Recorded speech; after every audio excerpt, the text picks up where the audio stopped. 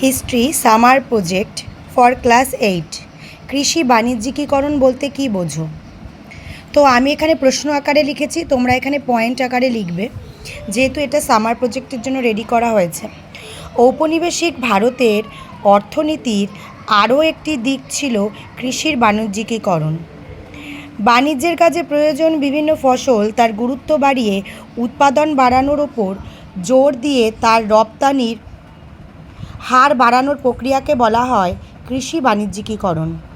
যেমন চা, নীল, পাট, তুলো প্রভৃতি ফসল চাষ করার উপর জোর দিয়েছিল ঔপনিবেশিক সরকার। কৃষি বাণিজ্যিকীকরণের সাথে কৃষক অসন্তোষ ও বিদ্রোহের কি সরাসরি সম্পর্ক ছিল?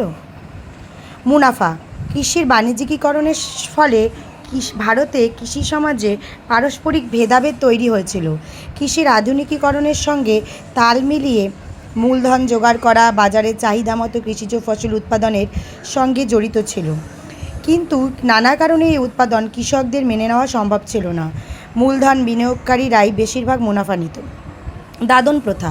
1788 খ্রিস্টাব্দে কোম্পানি 10 জন নীলকরকে চাষের জন্য অগ্রিম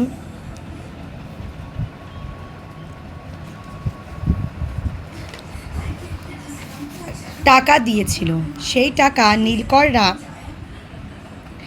বাংলায় নীল চাষে উদ্যোগী হন। 1829 খ্রিস্টাব্দে পর্যন্ত তাদের কোনো অধিকার ছিল না, ফলে নীলকররা প্রথমে স্থানীয় কৃষকদের রাজি করান। তাতে যারা রাজি না হন তাদের দাদন দিয়ে নীল চাষ করাতে বাধ্য করে। আমাদের এলাকায় খাদ্যশস্য ও বাণিজ্য শস্য। সবার প্রথম পয়েন্ট, খাদ্যশস্য ধান, সরিষা, গম, তিল, তিসি চাষ হয়। বাণিজ্য শস্য হিসাবে পাট, ভুট্টা, আখ, তুলা ইত্যাদি।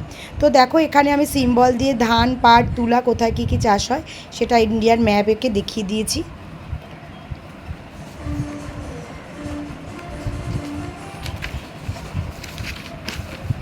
নেক্সট দেখো ধান উৎপাদনে প্রথম রাজ্য পশ্চিমবঙ্গ, দ্বিতীয় উত্তরপ্রদেশ ও তৃতীয় পাঞ্জাব। গম উৎপাদনে প্রথম রাজ্য উত্তরপ্রদেশ। ভারতের মোট গম উৎপাদনের 32.42% এখানে উৎপাদিত হয়। তুলো উৎপাদনে প্রথম রাজ্য গুজরাট, দ্বিতীয় মহারাষ্ট্র ও তৃতীয় মধ্যপ্রদেশ।